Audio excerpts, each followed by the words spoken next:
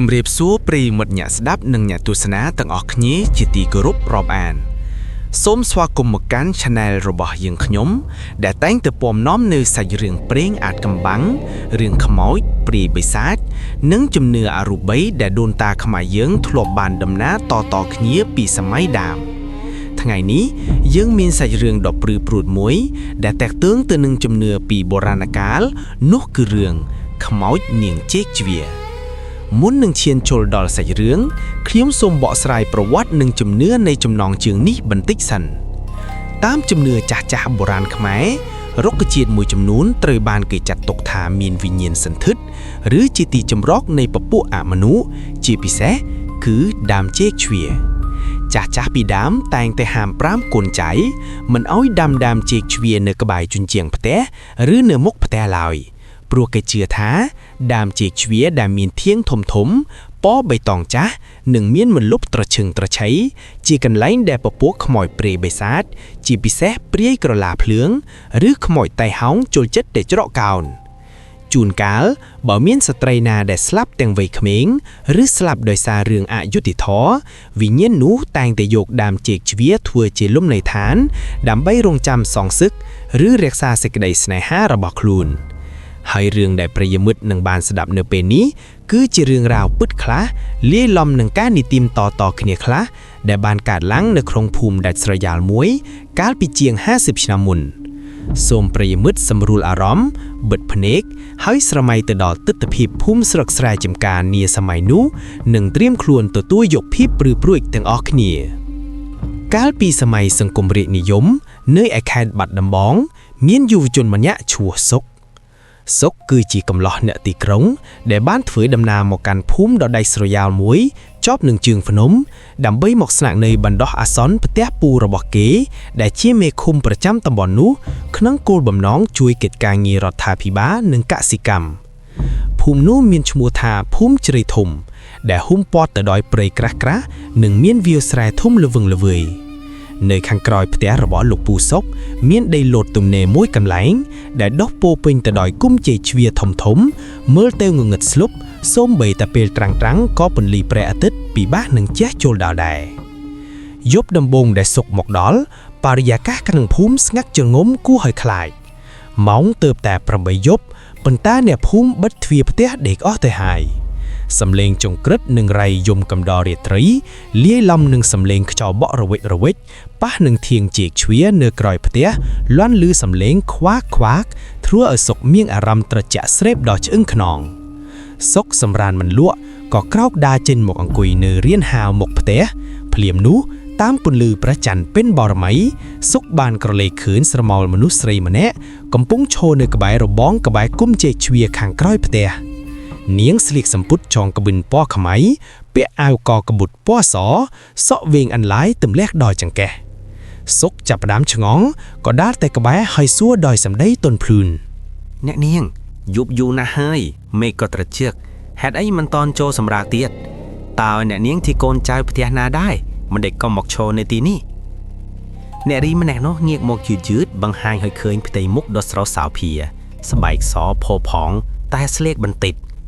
នាងញញឹបយ៉ាងស្រទន់ហើយឆ្លើយតបដោយសំឡេងស្រួយស្រណោះចាបងខ្ញុំឈ្មោះច័ន្ទធូខ្ញុំនៅផ្ទះខាងក្រោយនេះឯងខ្ញុំគេងមិនលក់ក៏ចេញមកដើរលេងចុះបងវិនជាអ្នកមកពីណាមិនដេកក៏ខ្ញុំមិនដែរឃើញមុខសោះអូខ្ញុំឈ្មោះសុកទើបតែមកពីភ្នំពេញមកស្នាក់នៅផ្ទះពូរបស់ខ្ញុំដែលជាមេឃុំនៅទីនេះបើអូនច័ន្ទធូមិនតន់ងងុយទេតើយើងអាចអង្គុយលេងនិយាយគ្នាបានទេច័ន្ទធូងក់ក្បាលយល់ព្រម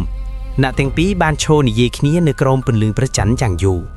សុកមានអារម្មណ៍ថាបាក់ចិត្តស្រឡាញ់ច័ន្ទធូតាំងពីឃើញមុខនាងដំបូងព្រោះនាងជានារីដែលសុភាពរាបសារនិងមានសម្ដីផ្អែមល្ហែមរាល់យប់ឲ្យតែម៉ោង12កណ្ដាលអាធ្រាត្រសុកតែងតែលួចចេញមកជួបច័ន្ទធូនៅក្បែរគុម្ពចេកជ្វានោះជានិច្ចប៉ុន្តែអ្វីដែលគួរឲ្យចម្លែកនោះគឺសុកមិនដែលឃើញច័ន្ទធូនៅពេលថ្ងៃសោះពេលដែលគេសួរពូរបស់គេអំពីផ្ទះនៅខាងក្រោយគុម្ពចេកជ្វាពូរបស់គេតែងតែធ្វើមុខភ័យខ្លាចហើយហាម5អាសុកឯងកុំទៅជិតដីលោតគុម្ពចេកជ្វានោះអីសោះណាក្មួយនៅខាងក្រោយនោះគ្មានផ្ទះអ្នកណាទេគឺមានតែខ្ទមបាក់បែកមួយដែលគេបោះបង់ចោលយូរឆ្នាំមកហើយឯងកុំចេះតែដើរផ្ដេសផ្ដាស់នៅពេលយប់ ប្រយ័ត្នគ្រោះថ្នាក់ទោះបីជាពូមានប្រសាសន៍បែបនេះក៏សុកមិនជឿដែរព្រោះរាល់យប់គេតែងតែបានជួបនឹងកាន់ដៃខន្ធូដោយផ្ទាល់ដៃនាងត្រជាក់ដូចទឹកកកប៉ុន្តែសុកគិតថាប្រហែលមកពីខ្យល់ត្រជាក់ចំណងស្នេហ៍រវាងមនុស្សនិងអត្ថកម្មបាំងដែលគេមើលមិនឃើញក៏កាន់តែជ្រាលជ្រៅទៅរហូតដល់យប់មួយថ្ងៃនោះជាថ្ងៃសិលដ៏ផាំរោចមេឃងងឹតស្លុបរកមើលផ្កាយមួយមិនយល់ខ្យល់ចាប់ផ្ដើមបក់បោកខ្លាំងសំឡេងឆ្កែក្នុងភូមិចាប់ផ្ដើមលួងរំពឹងតគ្នាពីចុងភូមិរហូតដល់ដើមភូមិសំឡេងលូរបស់វាលាតសន្ធឹងវែងស្ដាប់ទៅព្រឺរោមខ្ញាក់សុកបានចុះពីលើផ្ទះដើម្បីទៅជួបចន្ទធូដោយសពដងពេលដើរទៅដល់គុំជីកឆ្វាគេមិនឃើញចន្ទធូឈររងចាំដូចរាល់ដងទេក្លិនស្អុយរលួយមួយសន្ទុះបានបក់មកប៉ះច្រមុះរបស់គេធ្វើឲ្យគេចង់ក្អកចង្អោសុកខំដើរស្វែងរកនាងក្នុងបេះដូងគិតតែពីបារម្ភស្រាប់តែគេឮសំឡេងទំពីអ្វីមួយគ្រួបនៅខាងក្រោយដើមជីកឆ្វាដ៏ធំមួយចន្ទធូអូននៅទីនេះមែនទេអូនកំពុងធ្វើអីហ្នឹងសំឡេងទំពានោះបានបញ្ឈប់ភ្លាមស្រមោលខ្មៅមួយបានក្រោកឈរឡើងយឺតពេលដែលពពករសាត់ចេញពីព្រះច័ន្ទបញ្ចេញពន្លឺព្រាសុកស្ទើរតែគាំងបេះដូងនារីដែលឈរនៅពីមុខគេមិនមែនជាចន្ទូដ៏ស្រស់ស្អាតទៀតទេសក់របស់នាងរញ៉េរញ៉ៃមុខមាត់ពោពេញទៅដោយដង្កូវស៊ីរួងភ្នែកសលុះលៀនចេញមកក្រៅ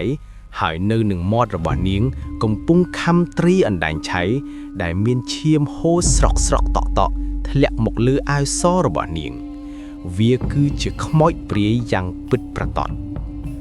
សំឡេងដ៏គួរឲ្យរន្ធត់និងស្អកក្រឡបានបន្លឺចេញពីមាត់ដ៏រលួយនោះបងសោកបងឯងចង់ឃើញមុខពិតរបស់ខ្ញុំមែនទេឥឡូវបងឯងឃើញហើយហេតុអីក៏បងថយក្រោយបងមិនស្រឡាញ់ខ្ញុំទេឬ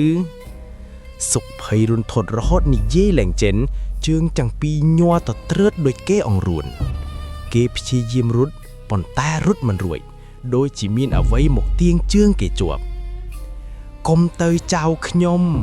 បងសន្យាថានៅកំដរខ្ញុំហើយតានៅទីនេះជាមួយខ្ញុំនៅទីនេះរហូតទៅខ្មោចនាងចន្ទូបានលោកដៃដែលនៅសល់តែឆ្អឹងនិងស្បែករលួយមកចាប់ករបស់សុកខំប្រឹងស្រែកហៅគេឲ្យជួយប៉ុន្តែគ្មានសំឡេងចេញពីបំពង់កសោះក្នុងពេលដែលវិញ្ញាណសុកចិត្តនឹងដាច់ចេញពីរាងកាយស្រាប់តែមានពន្លឺភ្លៀងគោមួយបានចាំងមកដល់ព្រមជាមួយសំឡេងសូត្រធម៌បាលីយ៉ាងខ្លាំង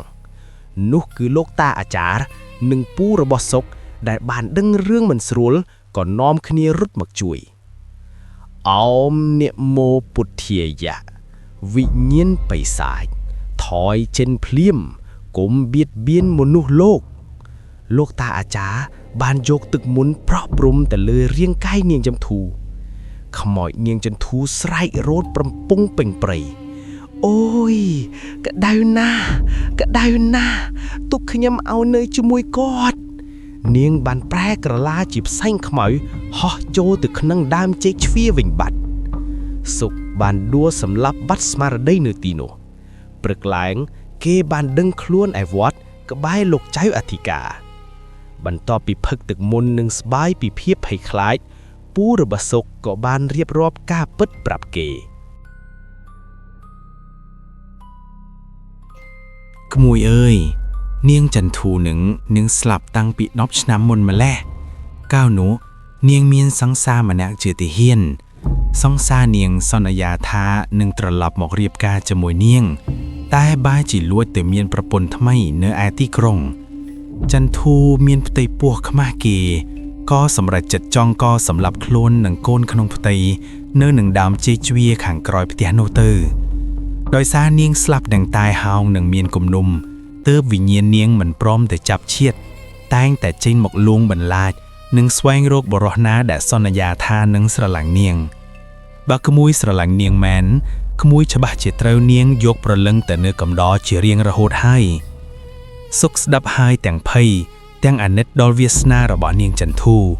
ដើម្បីជាការជួយរំដោះវិញ្ញាណនាងសុកនិងអ្នកភូមិបាននិមន្តព្រះសង្ឃទៅសូត្រធម៌បង្សុកូលនិងកាប់រំលោមដើមជេរជ្វានោះចោលយកគុលវាទៅដុតដើម្បីបញ្ចប់បណ្ដាសាពេលដែលភ្លើងឆេះគុលជែកគេឮសំឡេងយំខ្សឹកស្អួលយ៉ាងស្រណោះស្រណោកលាយឡំនឹងពាក្យលាជាលើកចុងក្រោយរបស់នាងចន្ទធូដែលបានរសាត់បាត់ទៅតាមផេះផង់ចាប់ពីពេលនោះមកភូមិជ្រៃធំក៏ទទួលបានសេចក្តីសុខសាន្តឡើងវិញហើយសុខក៏មិនដែលភ្លេចមេរៀននិងបទពិសោធន៍ដ៏ព្រឺព្រួយដែលមិនអាចនឹកស្មានដល់ក្នុងជីវិតរបស់គេឡើយនេះហើយគឺជាអានុភាពនៃសេចក្តីស្រឡាញ់គំនុំនិងជំនឿដែលដូនតាយើងតែងតែព្រានប្រដៅរាល់ទីកន្លែងដែលយើងរស់នៅសុទ្ធតែមានម្ចាស់មានអ្នកថែរក្សាហើយអំពើល្អនិងការមានសតិដឹងខ្លួនគឺជាគ្រឿងការពារដ៏ល្អបំផុតសូមអរគុណប្រិយមិត្តដែលបានចំណាយពេលវេលាដ៏មានតម្លៃតាមដានស្ដាប់រឿងនិទានរបស់យើងខ្ញុំតាំងពីដើមរហូតដល់ចប់សូមជូនពរប្រិយមិត្តទាំងអស់គ្នាជួបតែសេចក្តីសុខសុវត្ថិភាពគ្រប់ពេលវេលានិងគ្រប់ទីកន្លែងរាត្រីសួស្តី